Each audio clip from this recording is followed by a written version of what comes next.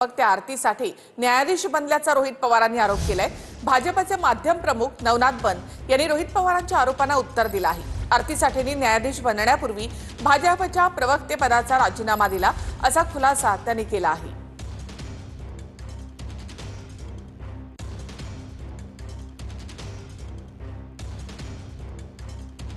तर भाजपच्या प्रवक्ते आरती साठे या न्यायाधीश बनल्या असं रोहित पवार यांनी म्हटलेलं होतं। त्यांनी या संदर्भात ट्विट केलेलं होतं। तर त्यावर भाजपकडून उत्तर देण्यात आलेलं आहे। आरती साठे न्यायाधीश बनण्यापूर्वी त्यांनी राजीनामा दिलेला आहे।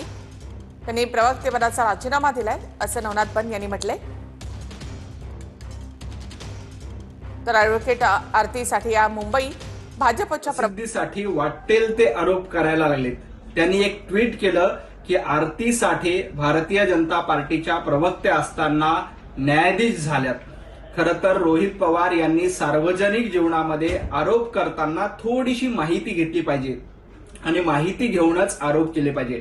खरं तर आरती साठे यांनी 6 जानेवारी 2024 लाच भारतीय जनता पार्टीच्या प्रवक्तेपदाचा राजीनामा दिला, प्राथमिक सदस्य पदाचा देखील राजीनामा दिला। तरीही खोट्या हव्यासा पोटी रोहित पवार अशा पद्धतीचे आरोप केलेत।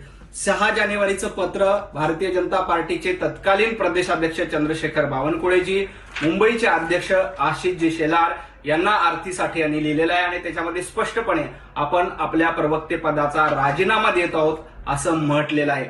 असं असताना देखील माहिती घ्यायची नाही, अर्धवट माहितीच्या आधारे प्रसिद्धी मिळवण्यासाठी खोटे आरोप करायचे हे रोहितजी पवार यांनी सोडलं पाहिजे आणि सत्य स्वीकारलं पाहिजे।